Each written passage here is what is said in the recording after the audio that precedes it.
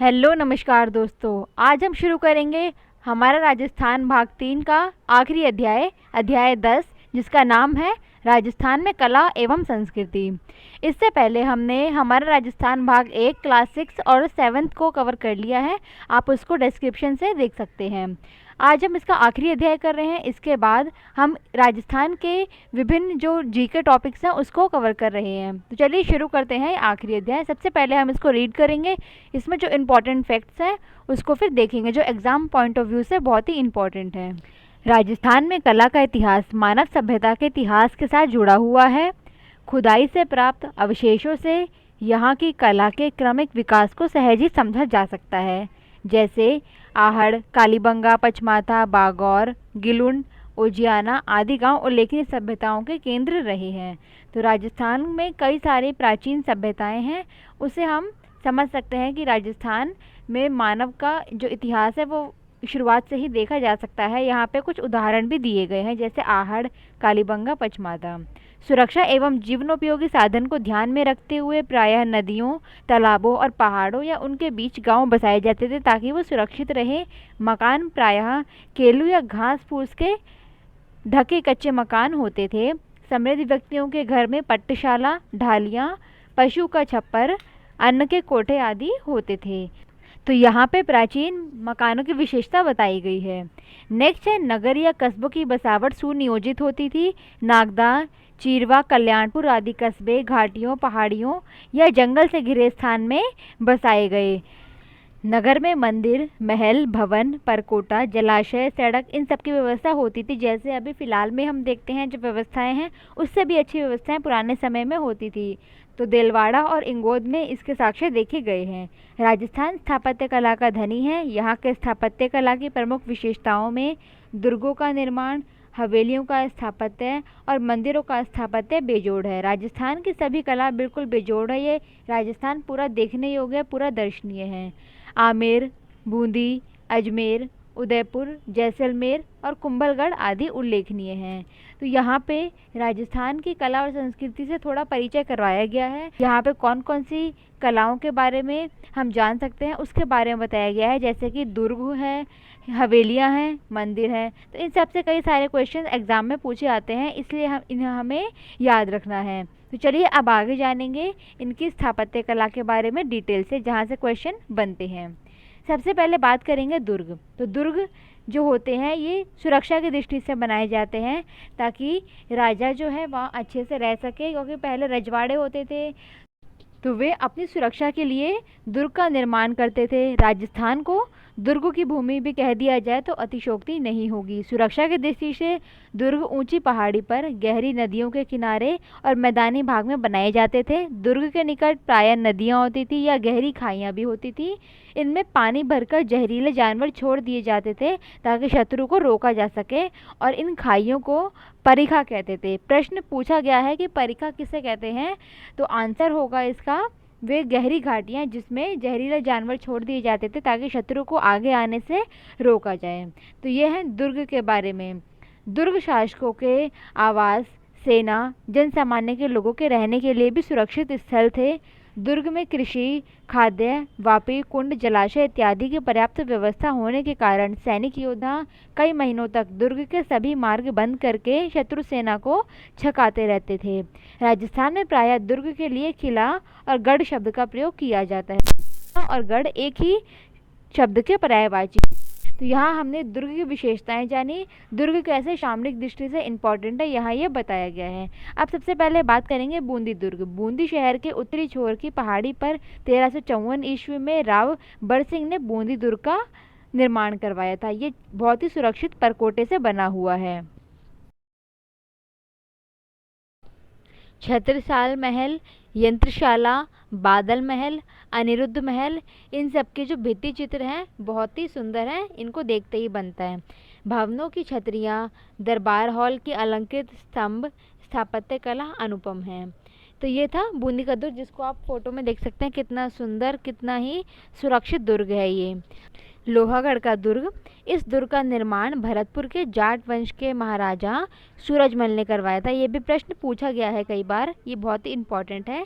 इसके चारों ओर मिट्टी की दोहरी प्राचीर बनी हुई है, मतलब 2 दीवारें हैं, इसलिए इसे मिट्टी का दुर्ग भी कहा जाता है। इस पर आक्रमण हुए लेकिन इसे कोई भी जीत नहीं पाया, अतः इसे अजय दुर्ग भी कहते हैं। तो लोहा से ही स्पष्ट है लोहा कितना अजय है, तो इसे अजय दुर्ग भी कहते हैं। अब बात करेंगे सबसे ज़्यादा इम्पोर्टेंट, जिससे कई बार क्वेश्चन पूछे जाते हैं, यह है रणथंभौर दुर्ग। रणथंभौर दुर्ग ऊंची पहाड़ी के शिखर पे बना हुआ है, बहुत ही दुर्गम और दुर्भेद्य दुर्ग है, मतलब कि शत्रु इस दुर्ग को बिल्कुल भी जीत नहीं सकता था। बताया जाता है कि इस दुर्ग का निर्माण करवाया था चौहान वंश के शासकों ने। यहाँ पर नौलखा दरवाज़ा, हमीर महल, 32 खंभों की छतरी और त्रिनेत्र गणेश का प्रसिद्ध मंदिर है। वर्तमान में जो ये दुर्ग है और इसके आसपास का क्षेत्र रणथंभौर बाग परियोजना में आ जाने से इसका जीर्णोद्धार, मतलब कि इसका रखरखाव, संरक्षण पे जो ध्यान है वो दिया जा रहा है। तो ये है रणथंभौर का दुर्ग। लेकिन पिक्चर यहाँ पे लोहागढ़ दुर्ग की दे रखी है, जिसपे हमने पिछले पे बात करी थी अभी। अब जानेंगे जालौर दुर्ग के बारे में। पश्चिमी राजस्थान में सोनगरा चौहानों के शौर्य का प्रतीक जालौर दुर्ग अपनी प्राचीनता और सुदृढ़ता के लिए प्रसिद्ध है।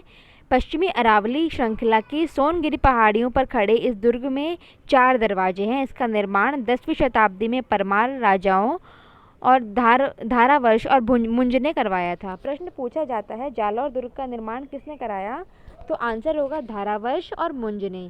दुर्ग में कुएं, कुंड, मंदिर और एक दरगाह भी बनी हुई है। तो इम्पॉर्टेंट है इसमें कि इसका निर्माण किसने करवाया, तो आंसर होगा धारावर्ष और मुंज। नेक्स्ट है चित्तौड़गढ़ का दुर्ग। माध्यमिका नगरी के पतन के बाद चित्तौड़कूट पहाड़ी पर 7वीं सदी में दुर्ग की नींव रखी गई थी। कालांतर में प्रतिहार, चालुक्य, परमार और सिसोदिया शासकों द्वारा इसका समय समय पर विकास और विस्तार भी होता रहा। यह दुर्ग मत्स्याकार पहाड़ी पर स्थित है, जो 2 सुदृढ़ प्राचीर से घिरा हुआ है। प्राचीर का मतलब होता है दीवार, और मत्स्याकार की पहाड़ी पर चित्तौड़गढ़ का दुर्ग जो है वो स्थित है। इस दुर्ग में 7 प्रवेश द्वार हैं तथा राजमहल, कलात्मक मंदिर, जलाशय भी बने हुए हैं। दुर्ग पर बने प्राचीन तीर्थ स्थल गोमुख कुंड के उत्तर पूर्वी कोण पर कुंभा ने कीर्ति विजय स्तंभ बनवाया, जिसे कीर्ति स्तंभ या विजय स्तंभ भी कहते हैं। ये 47 फीट का है, एग्जाम में इसकी ऊंचाई पूछी गई है, इसलिए इसको याद रखना है। ये वर्गाकार है और 10 फीट ऊंची चगती चबूतरे और 122 फीट की ऊंचाई लिए 9 मंजिला बना हुआ है, जो स्थापत्य में बेजोड़ है। 9 खंडों का विजय स्तंभ में असंख्य देवी देवताएं जो हैं उनकी मूर्तियां उत्कीर्ण हैं, इसलिए इसे भारतीय मूर्तिकला का शब्दकोश भी कहा जाता है। तो भारतीय मूर्तिकला का शब्दकोश क्वेश्चन इंपॉर्टेंट है, ये आपको याद रखना है। अब बात करेंगे कुंभलगढ़ दुर्ग, बहुत ही इम्पॉर्टेंट है। कुंभलगढ़ दुर्ग जो है कई छोटी बड़ी पहाड़ियों से मिलकर बना है और घाटियों और बीहड़ जंगलों में घिरा होने के कारण ये बिल्कुल नज़र नहीं आता। बीहड़ जंगल मतलब कि बिल्कुल ख़राब या बंजर भूमि जो कोई भी प्रयोग में नहीं लाई जा सकती। ये सर्वाधिक सुरक्षित दुर्ग है। इस दुर्ग को कुंभलनेर भी कहते हैं। किसी प्राचीन अवशेष पर इसका पुनर्निर्माण हुआ है, मतलब यहाँ पे पहले से कोई भवन था उस पर इसका निर्माण किया गया है। इसे नवीन परिवर्तित स्वरूप प्रदान करने वाले थे राणा कुंभा। इन्होंने अपने प्रसिद्ध शिल्पी सूत्रधार मंडन के नेतृत्व में 1458 में इसका निर्माण करवाया। 9 दरवाजों, जिसे पोलो कहते हैं, 9 पोलो से युक्त दुर्ग के चारों ओर घुमावदार, सुदृढ़ और चौड़ी दीवार बनी हुई है और दीवारों के नीचे गहरी खाइयां हैं। दुर्ग में समतल भूमि पर निर्मित स्थापत्य कला के नमूने अनूठे हैं, जैसे कि नीलकंठ महादेव का मंदिर अगर आपसे पूछ ले, यज्ञ वेदी के साथ ही कई जैन मंदिर भी हैं, झालीबाग मामदेव का कुंड, कुंभ स्वामी नामक विष्णु मंदिर, रायमल के पुत्र पृथ्वीराज का स्मारक, ये सब मौजूद है, तो आपको याद रखने हैं। दुर्ग का सर्वाधिक उच्च भाग कटारगढ़ कहलाता है। कटारगढ़ बहुत ही इंपॉर्टेंट है क्योंकि यहीं पे महाराणा प्रताप का जन्म हुआ था। सीमा और सामरिक दृष्टि से इस दुर्ग का बड़ा महत्व रहा है। तो कटारगढ़ जो इस दुर्ग के अंदर है, कुंभलगढ़ के अंदर है कटारगढ़, जो इससे थोड़ा अलग है लेकिन इसी के अंदर है। अब बात करेंगे आमेर दुर्ग। ये भी डुंडाण क्षेत्र का बहुत ही सुरक्षित दुर्ग है। महाराजा मान सिंह के काल में इस दुर्ग की विशेष उन्नति हुई। यहाँ की स्थापना कला में हिंदू और मुगल शैली का सुंदर समन्वय है। भवनों में जड़े शीशों की सुंदरता देखते ही बनती है। दुर्ग के प्रवेश द्वार गणेश गेट पर शिला देवी का प्रसिद्ध मंदिर बना हुआ है। तो अगर प्रश्न पूछ लिया जाए कि किस दुर्ग के प्रवेश द्वार पर शिला देवी का प्रसिद्ध मंदिर बना हुआ है, तो आंसर होगा आमेर का दुर्ग। नेक्स्ट है गागरोन का जल दुर्ग। ये राजस्थान का प्रसिद्ध जल दुर्ग है जो झालावाड़ जिले में स्थित है। यह दुर्ग दो नदी जैसे काली सिंध और आहू नदी के संगम पर बना हुआ है। प्रश्न अगर पूछा जाए कि कौन सा दुर्ग काली सिंध और आहू नदी के संगम पे है, तो आंसर होगा गागरोन का जल दुर्ग। ये दुर्ग अपने प्राकृतिक वातावरण के साथ साथ रणनीतिक कौशल के आधार पर निर्मित होने के कारण प्रसिद्ध है। ये दुर्ग हिंदू और मुस्लिम एकता का प्रतीक है। प्रश्न अगर पूछा जाए कि कौन सा दुर्ग हिंदू और मुस्लिम एकता का प्रतीक है, तो आंसर होगा गागरोन का जल दुर्ग। कुछ अन्य दुर्ग भी राजस्थान में बहुत इंपॉर्टेंट है, जिनमें जोधपुर का मेहरानगढ़ अपनी मजबूती और सुंदर राजप्रसादों के लिए सुप्रसिद्ध है। बीकानेर का जूनागढ़ रेगिस्तानी भूमि में बनने वाले दुर्गों में उत्कृष्ट है। मतलब कि जो बीकानेर है ये रेगिस्तानी भूमि में बना हुआ है, तो इसलिए वो बना भी इतना उत्कृष्ट तरीके से है, बहुत ही सुंदर है। दुर्ग के अंदर जो स्थापत्य कला में मेहराब और दरवाजे होते हैं, इसमें मुगल प्रभाव दिखता है। जैसलमेर का सोनारगढ़ का दुर्ग पीले बलुआ पत्थर का बना होने के कारण सूरज की रोशनी पड़ने पर सोने ऐसा चमकता है, तो सोनारगढ़ नाम इसीलिए इसका पड़ा है, इसलिए इसको सोनारगढ़ द गोल्डन फोर्ट भी कहते हैं। तो इस वीडियो में इतना ही। मिलते हैं नेक्स्ट वीडियो में इस चैप्टर के नेक्स्ट पार्ट के साथ। धन्यवाद।